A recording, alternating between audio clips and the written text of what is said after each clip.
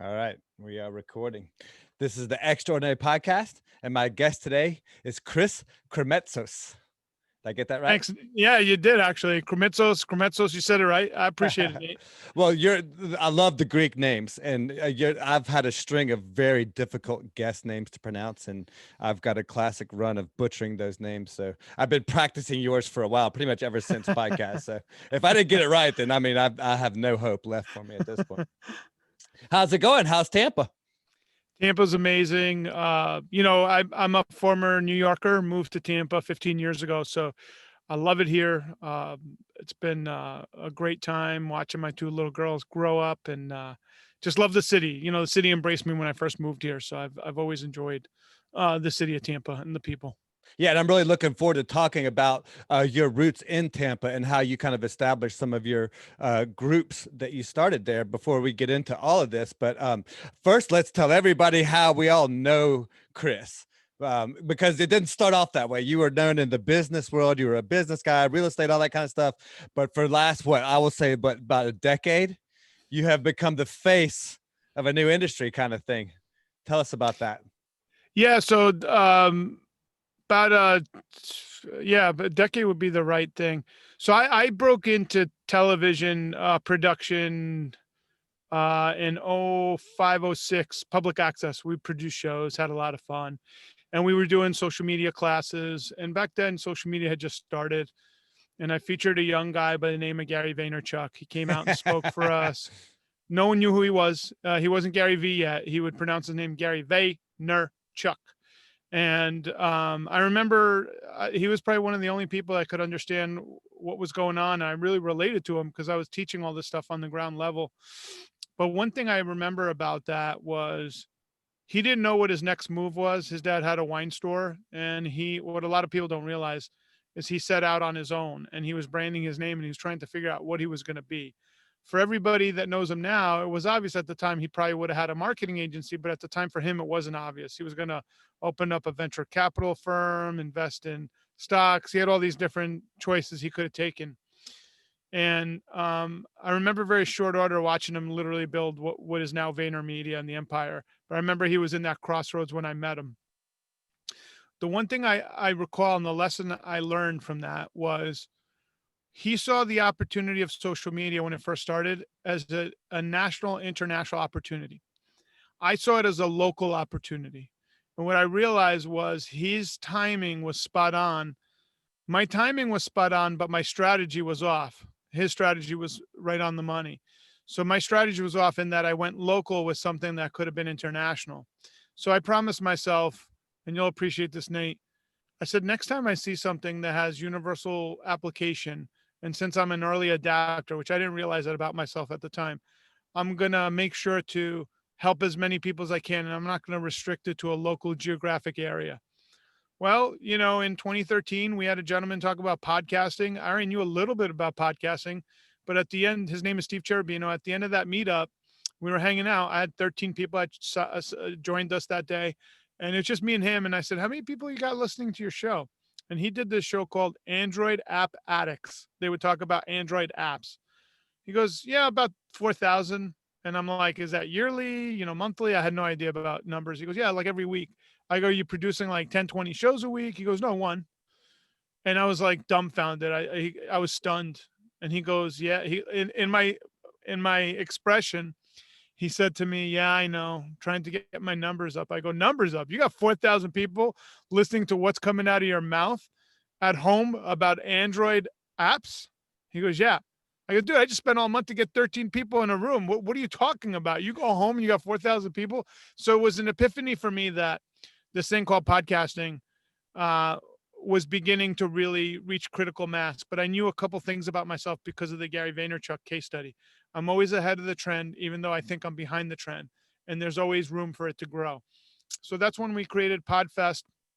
We actually did 2 workshops in Florida, helping our friends. So I'm a very big collaborator. So like Nate, if you're in my local area, I'm like, I want Nate to know, I want all these friends that I have. So we did 2 workshops. They each had about 75, 80 people each. And of those 2 workshops, I would say 25 people became full-time podcasters. And when I say full-time, like their podcast hit, like with huge audiences. And I was like, so for me, that was all I needed to see.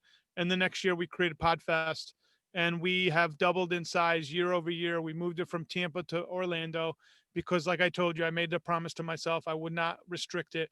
So Orlando or Vegas was really the right choice because those are convention cities, and people. It's this is what the one thing I learned. I know it sounds obvious to a lot of people, but if you're trying to have a really big conference, if you're in one of those cities, your conference is actually going to have a much higher growth rate because the spouses of your attendees want to go to those cities as well for many other reasons.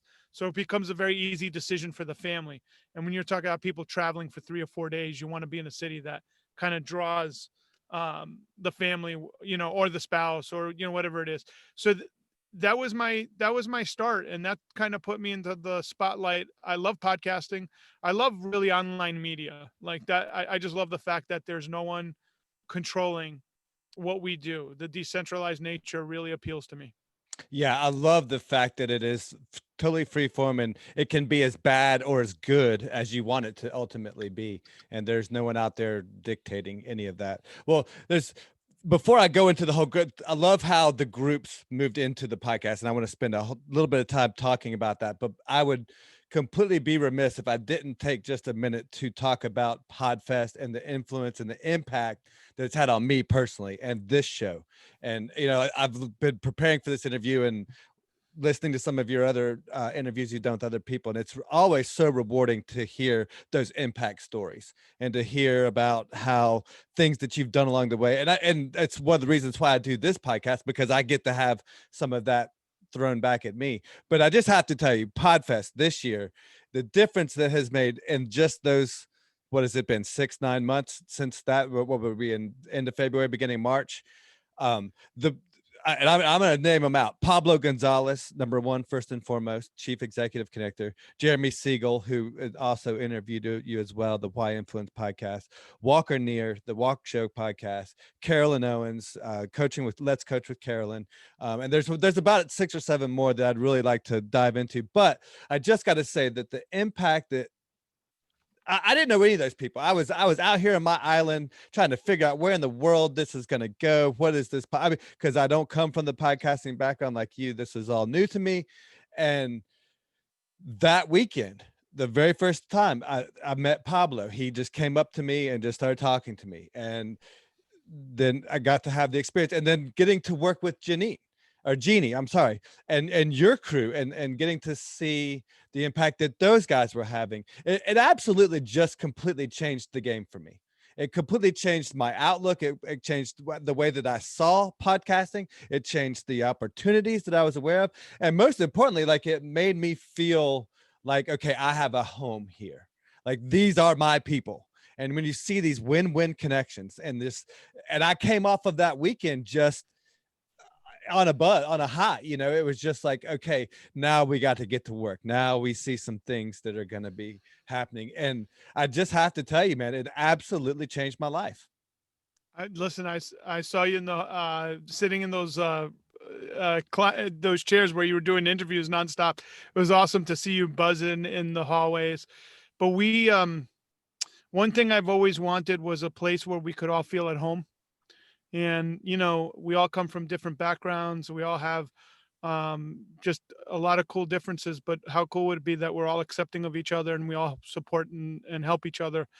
So that's what Podfest represents. And I've gone to a lot of conferences in this space, and a lot of them have a lot of hierarchies, like, oh, this is a big person. And that I wanted to shatter the hierarchical structure and just make an environment where everybody feels welcome. And I'm glad that you're telling me that, because that's our objective. Yeah, it had that Comic-Con kind of feel to it, where it's like you're just part of the crowd, like you're all here together, we're all this one big family. It wasn't like you have like these upper echelons of folks that are like the podcast superstars that we're all bowing down to. It was like, no, this is a community of all of us trying to figure out, and the support that I personally got from those people at that event, it blew my mind. I still reel from that experience. But the game has changed since then. Right after that event, the world changed. We got smacked in the face with this nightmare that we're all living in now. And certainly for somebody like you, that's a huge game changer. When your life is in-person events and that's all that to have that world just collapse had to be devastating. I mean, obviously, it was great to be coming off of the big, huge win that was Podfest, but what was that experience like coming from such a high to now having to deal with some really unique set of circumstances? Well, as you know, our big event happened right before the cutoff. I think a week later, the country shut down. Yeah, the next Um, event scheduled for that hotel did not happen. yeah, yeah, nothing happened actually. If the We were literally the last in that hotel for a while, and then so I knew it was going to happen while we were doing Podfest. Like I knew we were either going to be shut down or we were going to be the last for the year. Yeah, at that point, you weren't even sure if that event was going to even kick off. Right. Yeah. So we It went was from, dicey. I mean, you might know this, but we went from the hotel was not only full, it was overflowed when we had to have a second hotel to the night before you could get any room you wanted when Podfest happened. Now our people had rooms, but it was crazy how fast that turned. And then when it was all over with, I knew like I appreciate every moment because I was like, we're not going to be in a big room of people for quite some time.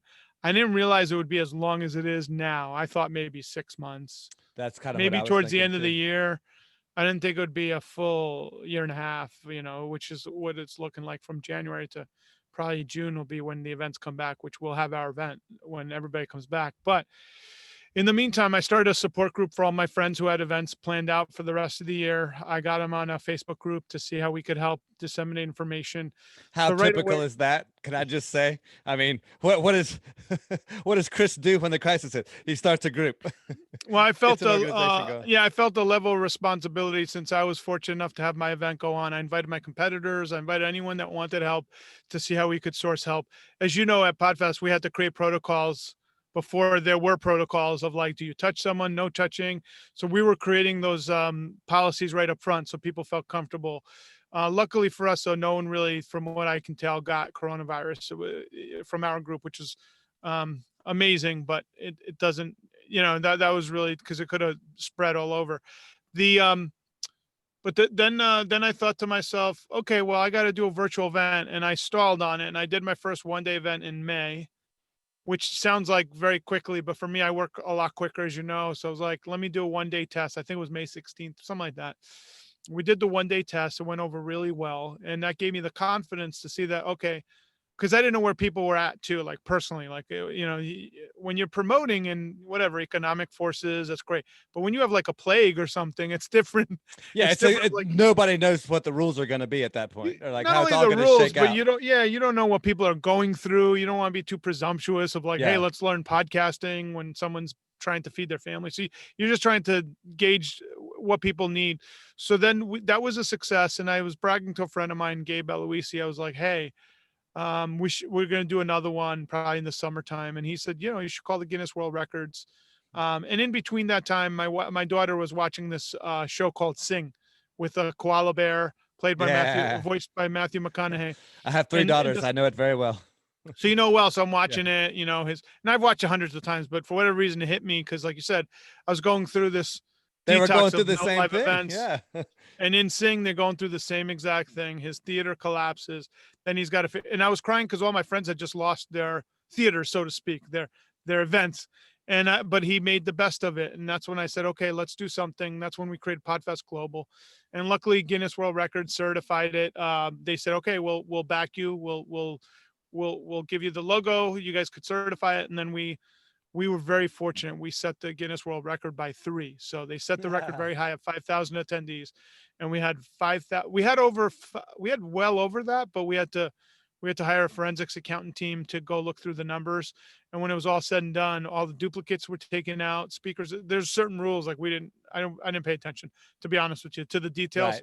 And when the fine details started coming through, we got it by 3. So we made it by 5,003 people. So we set a Guinness World Record in the process, which put wind in the sails of the whole community.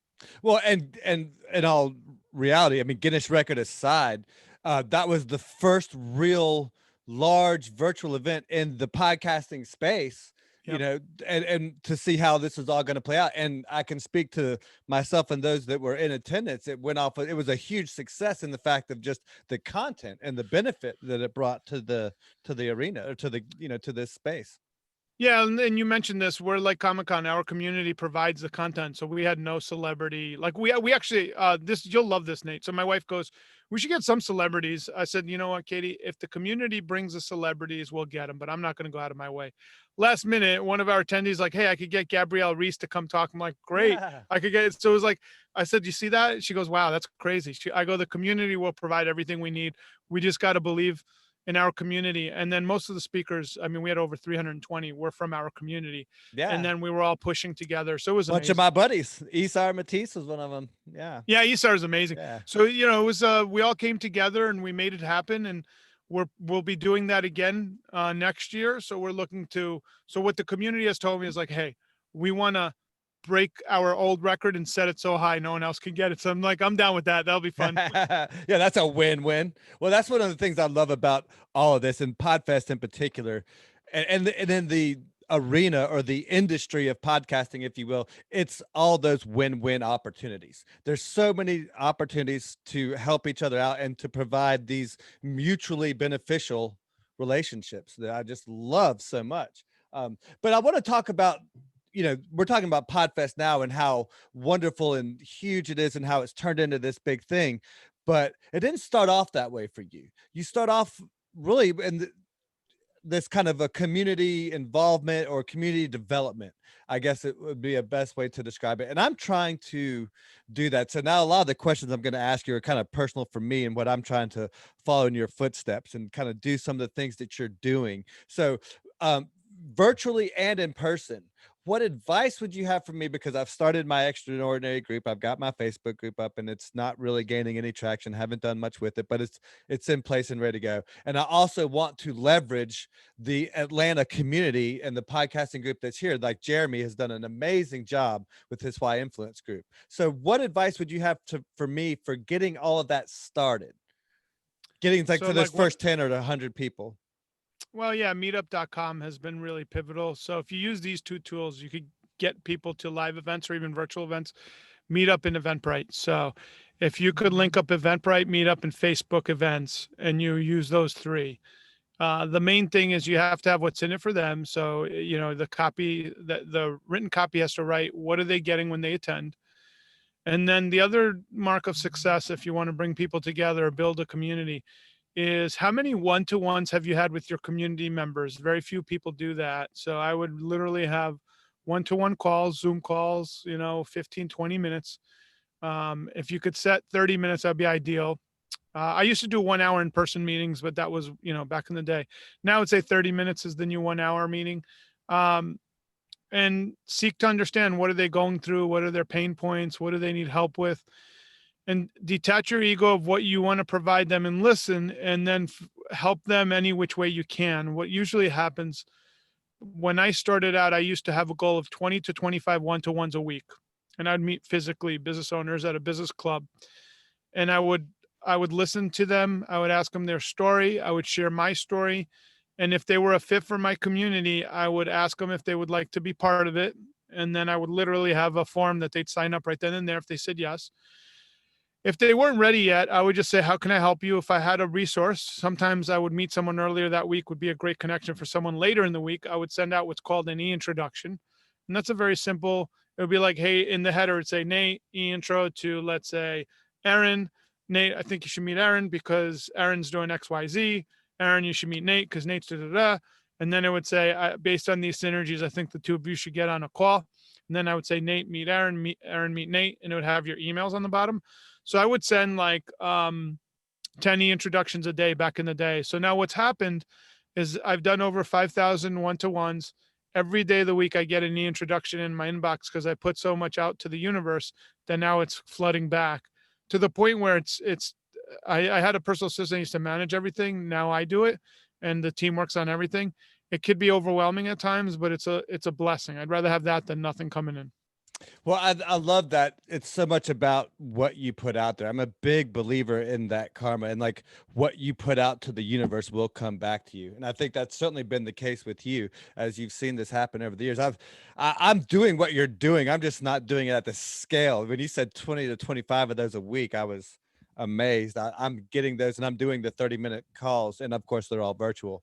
but I'm certainly not getting those kind of numbers. Well, that's when I started out, and that's all I did, right? That was like my full-time job was, if you're not busy, you must make your schedule fill it up one way or another.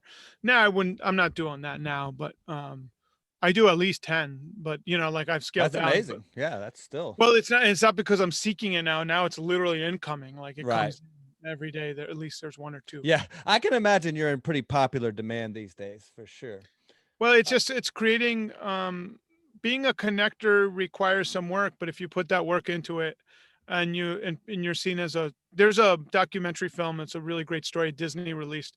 It's about a man named Howard Ashman, and it's on Disney Plus. And he basically a lot of people don't remember, but after Walt passed away, the animation department of Disney floundered for quite some time. People don't know this, but in the 80s, Disney didn't really have any. They were just repurposing the old stuff Walt had made, but there was no real leadership. And they found this guy on Broadway who's doing musicals. He did Little Shop of Horrors.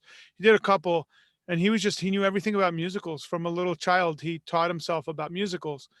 And Disney, Jeffrey Katzenberg hired him to Disney, and the animation department was strewn across all these trailers. There was no real, you think the name Disney and you're like, oh my God, it's gonna be amazing. And it wasn't an amazing area.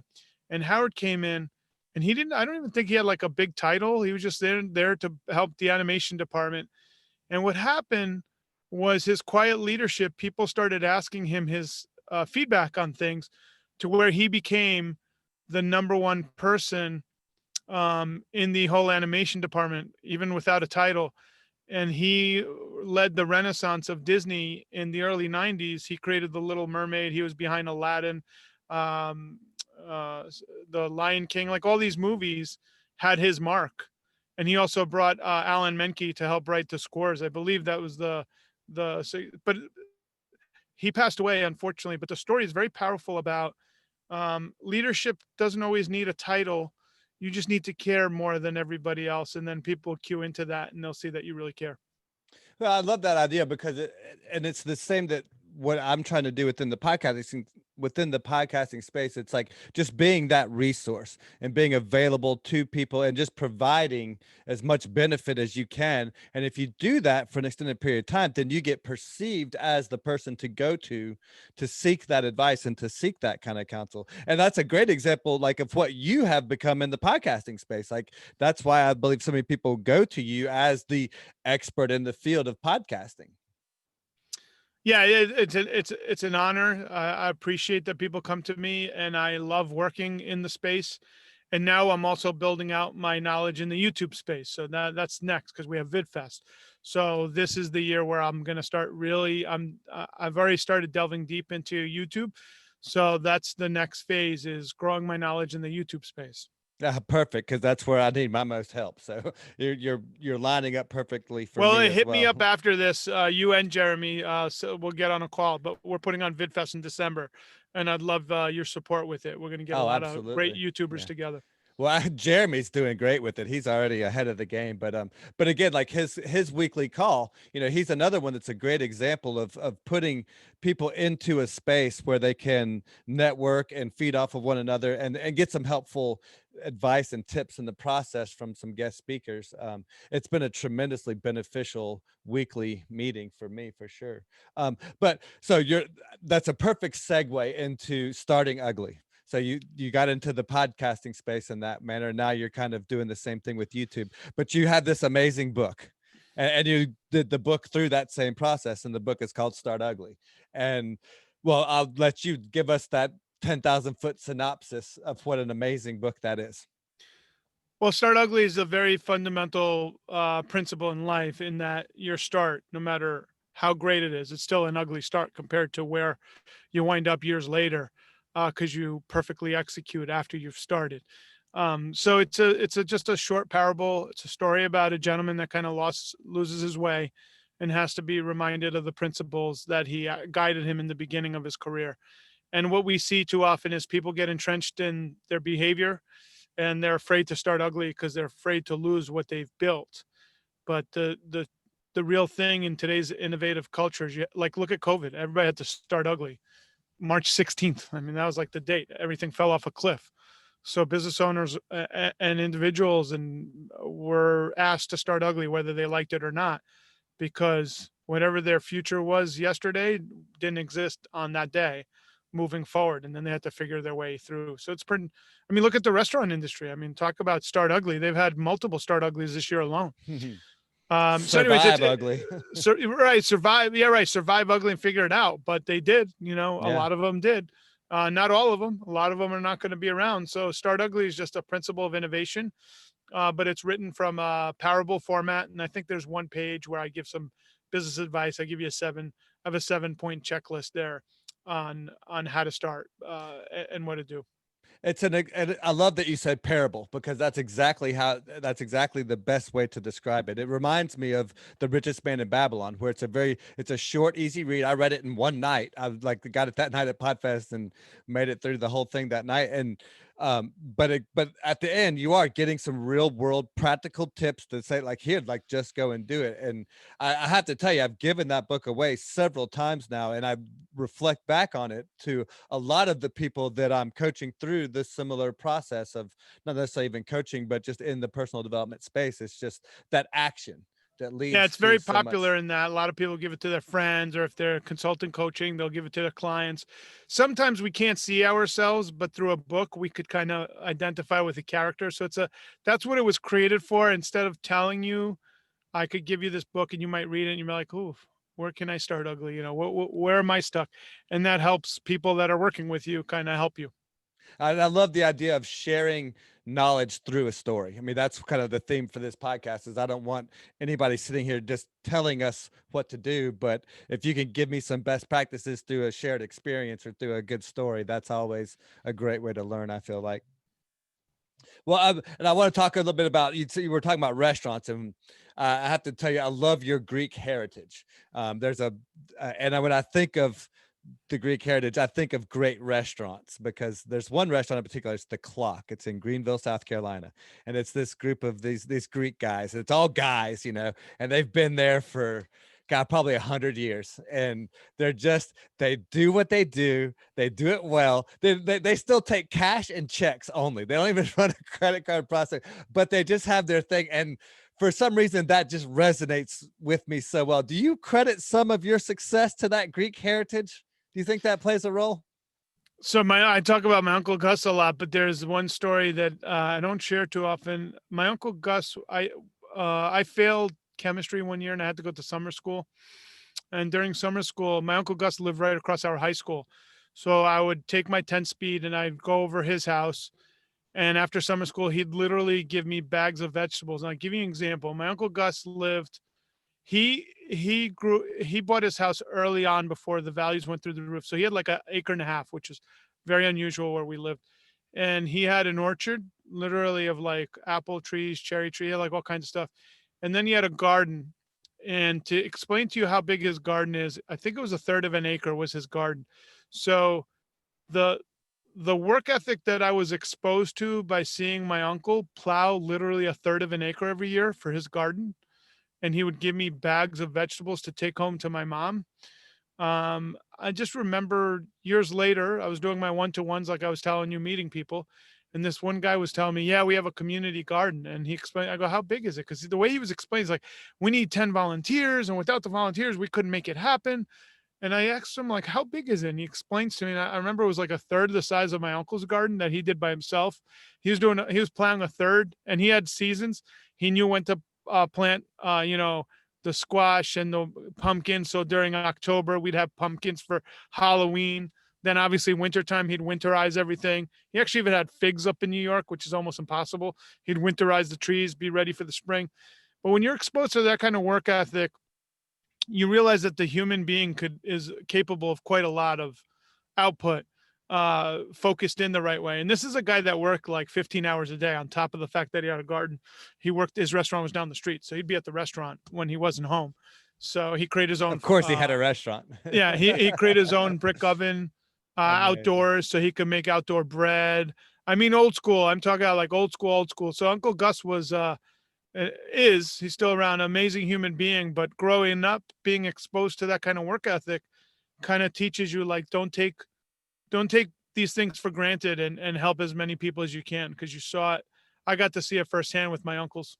That's amazing. That's a great segue into my next question. So I'm going to actually steal some of your knowledge to my own personal benefit. I have some speaking opportunities later on towards the end of the year, and one of the areas I'm speaking on, it's all within the realm of podcasting, but they wanted to talk about entrepreneurship and how some of those small business principles relate directly and specifically to podcasting. So, in helping me write my presentation for me, what would be some advice that you would have on, or some of those small business principles that apply to podcasting specifically? I mean, podcasting is agnostic, just like a small business, in that you have to figure out how to build your signage first and foremost. So any business has to have good signage to be visible. Podcast cover art, the signage needs to be the first thing you look at. Is what am I, do you know what you're getting when you read my sign? You know, so what is your logo? What is the words? And then, is it inviting me to come into the place of business? So will I hit the play button to learn what it is about? And then, is it evident that the brand promise is carried out when I start listening to the audio? Very much like, once I walk into a store, is it evident that I'm going to get what the sign told me I was going to get when I walk in? So the more congruent you could be, the better. And then, just like stores of today, I mean, there's most stores cater to niche audiences, and there's only like a handful of brands like Walmart or Target that caters to everybody. But if we actually think about even the brands that cater to everybody, Target caters mostly to upper middle class females. I mean, they know their market, right? And what's their brand promise? You never have to wait online when you're checking it out, and it's clean and it's bigger aisles. You know, Walmart caters to everybody. I mean, Walmart's the, but there's only one Walmart. Online, there's only one Amazon. So, Right. um, you have to realize, like, okay, what advantages do I have to compete right now? If you're dealing with an entrepreneurship podcast, for instance, Walmart is already there. It's called John Lee Dumas Entrepreneur on Fire. Let's just say he's the Walmart brand. So what do I have of value that would fit into this ecosystem where people come to hang out in my shelves, if that makes sense? Makes perfect sense. I've got so much more to go, and we're already gone through so much time. All right, so I'm going to go a little bit faster. Um, when oh, I just totally lost my train of thought there. I was okay. So that's how you would build a podcast. Okay, so yeah, God, get my thoughts organized. So sorry. Okay, so when going through building your brand and building a podcast, it's well, the other aspect I'm speaking on at that conference is going to be monetizing your podcast. But I don't want to speak to that specifically. What I want to speak to, because there's a process you have to get to before you're ready to monetize. And so one of the journeys that Jeremy and I are both on a similar path right now is we're at this point where we're beginning to gain some traction, but we're still not at that real legitimized level where where the easy ad opportunities come. So I guess what my question would be is, how do I go from a mid-range podcaster who's seeing some success? I've got what I feel like is a legitimate show. There's some legitimate content. I've got some subscribers. I've got this little base established, but I want to now take it to that level of to where I can ultimately make a living, where we can, be a very profitable, successful organization at that point. How do you go from that mom and pop podcast that's really, filling a niche and you're in your groove, to then being a well-established one that you can now, I guess, quit that 9 to 5 job, if you will? Well, you got to ask your audience, get feedback, and then you got to figure out what the brand promises of that podcast. So let's go down the line. You also have to understand your timing and what's available for you. So let me give you some examples. My wife created Biz Women Rock 8 years ago, 7 years. It was a long time ago, and at the time, she was the only one of two, maybe only female, interviewing other female leaders. So she was available. She was able to build a huge base of listeners. Not Had necessarily a huge, great but niche. great niche, right? So she had 1,000 female listeners, and then she was able to sell consulting. So that was able to fund the business, so to speak, and help Okay. grow the podcast. She just transitioned into a meditation podcast. So there's something like 1,100 meditation podcasts. There's a lot. So how did she differentiate, and how is she now one of the biggest in the world within 2 years? She saw three opportunities. One is she made it only for women. So her market again is niche right off the bat, but that's a big, believe it or not, that's a very broad niche. We're just discounting half the audience, but the other half qualifies. And then most meditations, guided meditations, are named like chakra, whatever the really. And she's like, modern day women can't relate to that. So she started naming her titles like dealing with imposter syndrome, dealing with mommy guilt, stuff that women could relate to. So believe it or not, as Nice. simple as that sounds, that was a huge strategic advantage. And then the third thing she did was she listened to a bunch of these meditations, and none of them stated the intention before they got into the guided meditation. So she states the intention of the meditation before it starts. So what I'm saying to you, Nate, is if you are in a generalized niche and your name is generalized, then you need to look at format opportunities. Is there a formatting opportunity that no one is fulfilling that you could then create a format opportunity? And then what are the 2 or 3 key things that I get out of listening to your show that I can't really find anywhere else? So we want to avoid being all things to all people. We want to be, the most popular thing, Mitzi Shore, who used to run the Comedy Store, she'd always say this. She said, the most famous people are always polarizing in some way, shape, or form, meaning half the people love them, the other half hate them. Now, I'm not saying you have to do that, but it's knowing what you represent. And if people don't like it, that's okay. As long as the people that love you go get their friends to come. Dave Ramsey is an example of polarizing figures. He's a male Christian, but that's not why he's polarizing. He's polarizing because in his financial information, he's like, pay your debt. Debt is bad. Then you got someone like Robert Kiyosaki saying debt is good. Leverage your debt so you can make money. So like that's a polarizing, those two issues are polarizing within that field. So Dave Ramsey has never veered off that he's the pay your debt guy. He doesn't care. Pay your house off. So, and Robert Kiyosaki, which I relate to because I like taking bigger risks. He's more of the risk guy. Like, what can you risk to get to the other side? Both of them get you where you need financially free, but they're very different They're flip pretty sides of the much coin. polar opposites. Polar Yeah, opposites, couldn't be but much the different. objective is the same, to be Yeah. financially free, but it's two different ways of getting there, Oh, that's brilliant. No, that makes perfect sense to me. I love that. That's a great analogy. So, real quick, and I'm gonna jump into something else. What's the biggest mistake that you see podcasters making? What's the biggest thing that just like you were They like, don't do any strategic research into what shows are already in their space. What are the opportunities with keywords on the name of the show, as well as format opportunities, like I said. Sometimes, like I met a girl up in Washington because I was at another conference, and she was an event planner, and people know I love doing events. So they're like, hey, you should meet Chris, blah, blah, blah. She's like, yeah, I started my event planner podcast, and it was named after her name or something. It made no sense, whatever the name was. And I said, why didn't you call it, I forgot, let's say her name was Louisa. Why don't you call it Louisa's event planning guide or event planning podcast? She goes, oh, well, event planning, that's in all those others. I go, there's a reason. That's how people search. I go, you just made your show non-searchable and I don't even know what it's about. So you'll never get downloads. And she's like, yeah, I only get 1 or 2. I go, yeah, because I have no idea what it is. I go, who told you it was good? She goes, all my friends. I go, those are the worst people to ask, is family and friends. Unless you're related to someone that's like an expert in the field, I would not ask their expert opinion because they're not experts, and you're just getting an opinion on someone that doesn't know anything. So and I'd they be typically very want to be careful of that. supportive too. So they're They just want to be they want to be loving and supportive. So Yeah. they're going to tell, oh my God, it's so amazing. Oh, congratulations. But you need critical feedback, which is very Yes. different than a pat on the back. You're doing great. So I would keywords, and then in Apple iTunes, a lot of people don't realize, but you could hit related. There's a button called related and tells you what podcast listeners are related to that show. And that's how you could do really quick on the fly keyword research.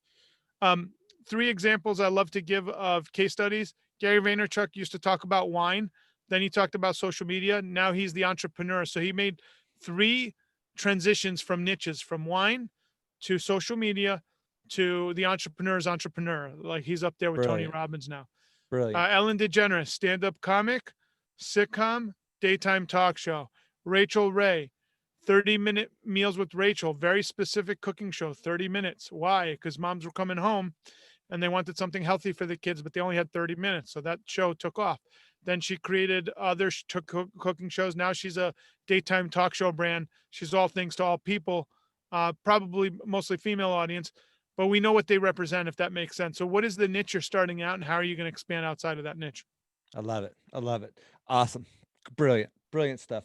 All right. So I've got a bunch of friends that I've created, a lot of friendships I've created through the course of this podcasting adventure. A lot of others that are in the same podcasting space, and we're all trying to grow. And there's been quite a few that have jumped in during COVID. That's been one of the cool things about this nightmare that we've been living in, is to see people getting into the space. But one of the things that I was hoping to do, number one, because I think it builds community, but two, obviously hoping for the opportunity to leverage some financial opportunities, a conglomeration of podcasts. What is your advice for doing that? Any pros, any cons? What are your thoughts on that? So I'll give you a case study on how that works. So there's different kinds of networks that you could stream together. So what you're talking about is a group of independents that you stream together into what's called a network. That's a different kind of network. Everybody owns their own podcast, but you bring them together. Okay. So you could sell ad spaces en masse. That's usually what a Right. That's kind of what I was conglomeration is. hoping to do. So usually you want to bond that together based on psychographics. So a really great case study is there's like 50, or even in the early days, there was a lot of Star Trek podcasts. There was like 50 of them. So some guy came together, someone like you, that's like, hey, why don't we all get together, all 50 of us, and I know where to sell. I'll go to the Comic Cons. I know who the vendors are that want to get in front of the Star Trek audience. I'll sell all 50 of us together as a block. We'll get a premium because we now control all listeners on podcasts for this niche. And that person, let's say, would sell the advertising. And let's say the one guy only has 100 downloads, but the big guy has 10,000. It would get a proportion by percentage of listeners is how the money would get proportioned, but everybody got paid. And then that person that would put the deals together would take 20% off the top as an ad agency, which is more than really 30% would probably be more fair, but he was even more fair, saying, hey, I'll only take 20. You guys keep all the other 80, gets a portion. Everybody wound up making money. And that was getting a conglomeration of the same kind of interest together. So that works. It's just, you have to have everybody kind of delivering when you ask them to read the ads, and they got to agree on. It's just, you got to get consensus, which takes time. But you would recommend getting everybody in one niche as opposed to trying to cover a variety of different niches and trying to be a more diverse, again. Yeah. Because your advertiser is not going to go for that. Advertisers want the niche stuff more. The advertiser wants to know, okay, am I talking to a bunch of entrepreneurs, or these entrepreneurs that want to get into YouTube? Like, how niche is it? And then the nichier, like before Podfest, I did an entrepreneurial community for business owners in Tampa. That was the largest in the whole area. And I still would have to beg people to pay for a booth where we would serve up 500 business owners, which they would never get that exposure anywhere else. Once I started Podfest, it was the only time in my life sponsors would call me up out of the blue to place ad dollars with me. And that's when I realized the power of a niche. Like there's not a lot of places for them to find podcast active podcasters, so they were finding me. So that made my job a lot easier to sell. Was that the only difference you felt like? It was just the fact that it was niche? Yeah. Well, for the selling the ad space, yeah. Because I think of small business owners of Tampa. That feels pretty niche to me. I'm surprised. It's not, because you're competing with every other group. So you're competing with the local chambers, which there's like all the Chamber of Commerce. There's like 40 of them. Now, I'm not even exaggerating. It's got to be minimum 20, probably somewhere around 40.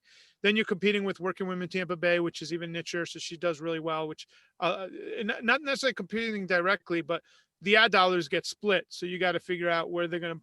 So, it's still a great niche and we'd make money, but it wasn't, you didn't get nothing like what you're doing with Podfest, for sure. Well, you were stuck in, think of it this way. If you put an app in Apple's iTunes, most apps are 99 cents to $1.99 for back in the day, right? I don't know what they are now.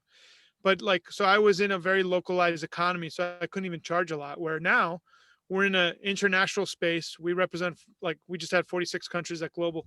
So who doesn't want that audience? And now you get to charge a premium. So Glenn the Geek, my buddy, always says, the riches are in the niches. That's his famous soundbite. I love that one. That's one of my favorite ones. So I'm curious, one of the things I've been trying to do with the conglomeration of podcasts and trying to get into some of this, trying to get into the industry of podcasting. I'm trying to find more statistics, more information about our niche, our industry. And you are obviously kind of have an umbrella eye view of podcasting as a whole. Do you know good resources to get statistics, to get information, or how are you getting that information? Daniel J. Lewis has the best stats. From what I heard, I think Rob Walsh mentioned You him at. said Daniel Day-Lewis, isn't that an actor? I think it's Daniel J. Lewis. Oh, Yeah, this Daniel guy's J. Lewis. Okay. Daniel Day Lewis. I'm pretty sure you did. Yeah. So yes, I know it's crazy. So he has Last of the the. Mohicans or last of the podcasters? I think he has podcast review sites, Okay. podcast reviews. I would look that up, but he's got probably one of the most accurate places to get information. As far as what I understand, we have well over 1.5 million podcasters listed. Podcasters that have published within the last 90 days is something like 330,000. So there's not a lot of active podcasters. It's great that there's a lot of whatever millions of people have started a podcast. Doesn't mean they're active. Of active podcasters, it's still a small number. It's about 330,000. That's why Podfest. Remember, we have like 2,000 podcasters the last live show, and now with the virtual we had 5,000. That's literally like a percentage of 1 or 2% of all the active podcasters. So it's a big deal because where are you going to get them all in one place? That's amazing to think about. Yeah, I mean, it's literally just the tip of the iceberg of what's really out there, of how much more reach that you have the potential to get and to have. I know we got to start winding this down because you've got other things and other commitments that you have to jump into. Want to just wrap it up with a couple of points or a couple of last minute things. Mastermind versus like a Facebook group. Or even just a virtual group or just a meeting of like-minded people. You see now it's like everybody's got their mastermind and everybody wants you to pay to have this thing. What do you see as the difference and the value of each or the other? So like when you're talking to, so when it comes to mastermind, I can't go into deep detail because I have such a volume of information. I don't want to overwhelm I've sold 2 masterminds. I'm one of the few people actually created 2 different masterminds and sold them as a commodity, which is very rare. That is So rare. That's amazing. I get really into masterminds, and there's an account, like we could go into deep dives. There's accountability masterminds. There's the Socratic method masterminds. There's experience share type masterminds. There's best practice masterminds. So I've been part of a lot, and so what people don't realize, masterminds have been around. They're called in the business circles. If you're talking to CEOs, they don't even know the word mastermind. They call them peer groups. And there's groups like Vistage. They charge, I don't know, 2,000 a month, but it's nothing because they're dealing with CEOs that you have to do 5 or 10 million a year in revenue or more to be in those groups. There's Renaissance Executive Forums. There's C12, which is a Christian mastermind. So there's a lot like professionalized masterminds globally.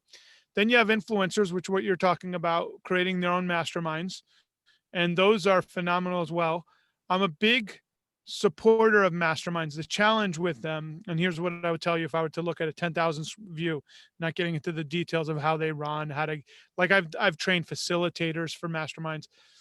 You need a strong facilitator. So that would usually be you or whoever's in charge of the mastermind putting it together. And then you need the right kind of players.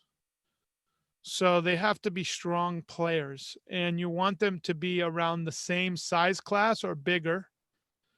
So you can't, if you have like people starting out, for instance, they haven't started their podcast, that's not a mastermind. If you put those people in a group, that's a coaching group because you're coaching them how to get started. But now if it's someone like you that started their podcast, that's a mastermind because now they need to share ideas, best practices, because now they're in the thick of it and trying to figure things out. So those individuals could be put together. Now, if we get podcasters that are doing 1 million downloads or more an episode, that's a whole different level of mastermind because their needs are so different. They're probably dealing with a handful of employees. They're dealing with ad agencies. They're dealing with networks courting them. So it all depends. The main thing is you need to get rid of negative thinkers. Negativity, I don't care what masterminds, does not survive in a mastermind because those people shoot down everybody else's ideas and they're not happy with themselves. So you got to actually interview people and listen to their thought process. If they're negative, they cannot join a mastermind. Right now I'm in I put together a 2-week accelerator course, and a lot of them wanted to know if it was a mastermind. And I explained to them, this is an accelerator accountability course where you set goals and get them done for 2 weeks. I take masterminding very seriously. I've been part of groups for 15 years now, actively masterminding. But it all comes down to who's in your group and how strong are the players. That's brilliant. So I want to create not a group but an event. I've got a buddy who has a whitewater rafting outfit out in Utah or out in Idaho. It's Snake So River. that's a mastermind retreat. Those are a lot of fun. And I've done those. Those are amazing. I will give you a little hack. Let's say you charge 5 or 10 grand for something like that, because usually that's what they go for. Okay. If you could figure out how to pay for, let's say, the cabins for the 3 nights, like get a group deal, what happens is the people attending your mastermind, because you took some of that money to pay for the cabins, they didn't have to worry about their room nights. They're already happier and they're more likely to re-up for your next go around, because don't ask me why, but it's a less stress. You put them all together and you'll have that's probably the highest retention you'll ever get. Well, this is a point to point, so it's all inclusive. That's like they've got the other gear that they raft you down. And my biggest question is I've picked out a couple of individuals I think would be a good fit, and how to get the right speakers and the right guys, and just to bring the synergy, bring it all together, and to really just how to execute it, because I've just never done anything like that. So when you say point to point, I hope you're not paying for their airfare. No. When I say point, like you get in the river at point A, and then everything gets shipped down the river, all those supplies, everything, and it's a couple-day trip. And so for speakers, you don't that kind of trip, you don't really need. That's not about the speakers. It's actually about the experience and then the camaraderie. So I was hoping to create both. Yeah, no, you can't. What I'm saying is, you can create both, but you don't have to stress yourself out about the speakers. Meaning, it doesn't. If you get a decent speaker that has what I would do with those things is I get a speaker that has a really good point that I want to hammer home throughout the whole experience, like a one topic speaker. And then if you or someone that's part of your faculty has a really good presentation, between those two things, that way you don't have to knock yourself out. Because I've done it where we have to fly in speakers. It was a pain in the ass. So and you're paying the speakers, which you should pay them. But what I realize is half the time is if we could find a good speaker that live local to the area and they could drive out, it would save us a lot of money in expenses. Yeah. So my thought was to provide the experience for the speaker and a significant other or a whatever. Yeah, if you get them to agree, that'd be awesome. Yeah. The challenge is they're only speaking once, right? Yeah. Well, my idea was to have like 2 or 3, like a Ryan Holiday type or a Tim Ferriss type or whatever. That's their draw, is to have the experience, because again, this is an experience. People come out from Hollywood to go do this or whatever. That's what his niche is, my buddy. But then it's to get them out there, but then have other, other influential people that would benefit from their presentation, that have the money to then want to pay for. You're getting the experience of the rapids, then you're getting the speaker, and you're all encompassed. So you're all kind of in one big group. So it's not like it's just the speaker, but you're actually one-on-one. You're all going through the same adventure together, kind of thing. Yeah, it's highly unlikely, only because they charge $50,000 to $100,000. Okay. So just so you know where they're at in the marketplace, they're at the higher end, so they probably won't do it. That's what I'm telling you. If you could find a really good speaker that's local to the area, they might do it. I like finding really good authors around a book that maybe is popular. When I say popular, it's sold 1,000 or 5,000 copies.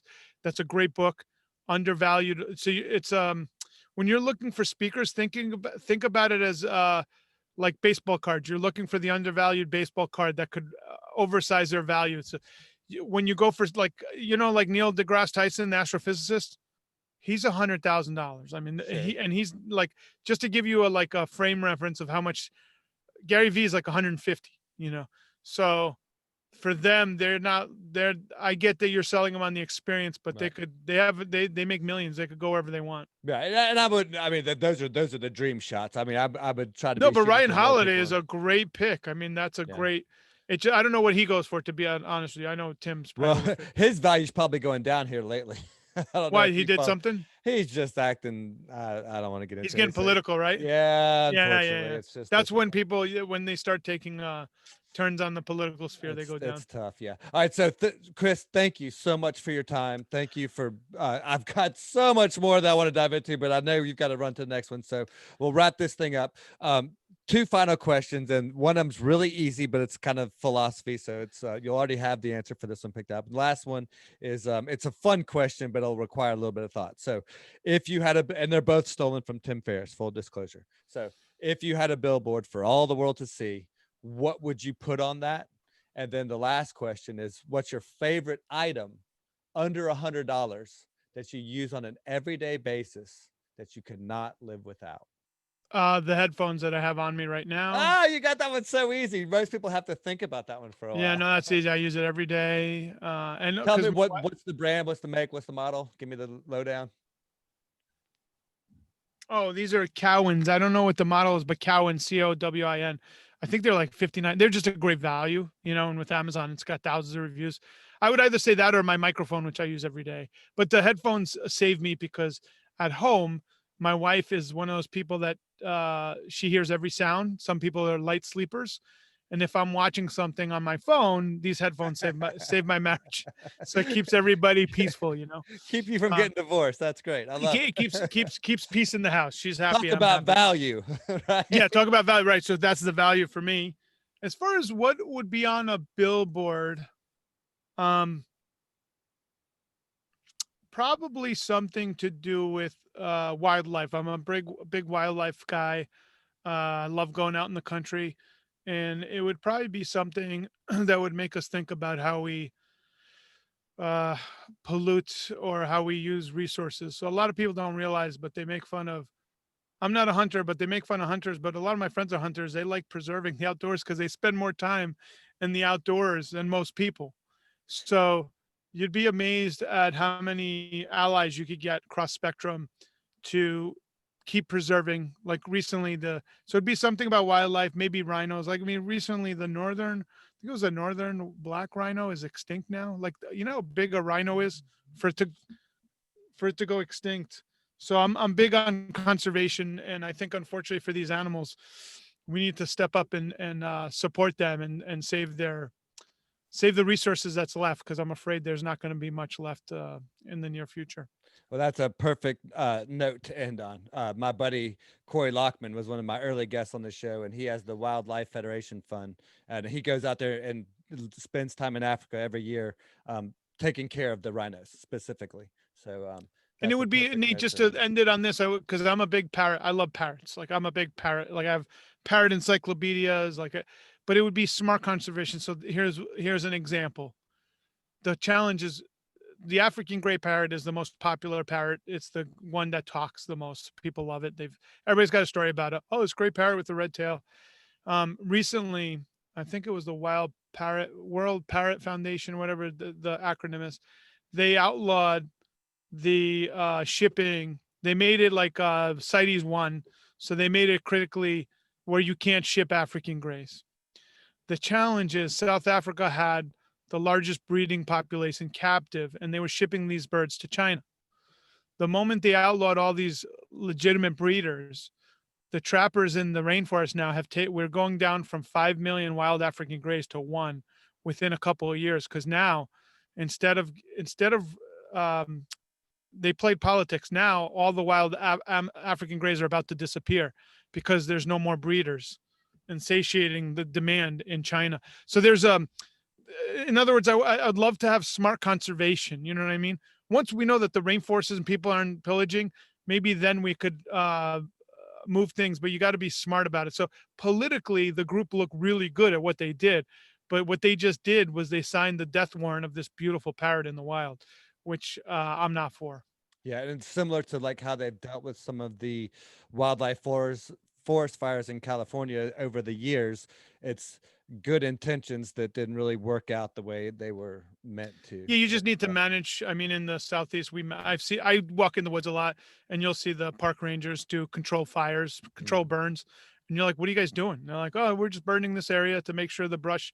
And it looks kind of scary, but it's great because this Florida, Georgia, we'd go up like a matchstick if they didn't do it Oh because yeah, it they gets got so to. dry out in the sticks here that you could literally have half the state burn overnight.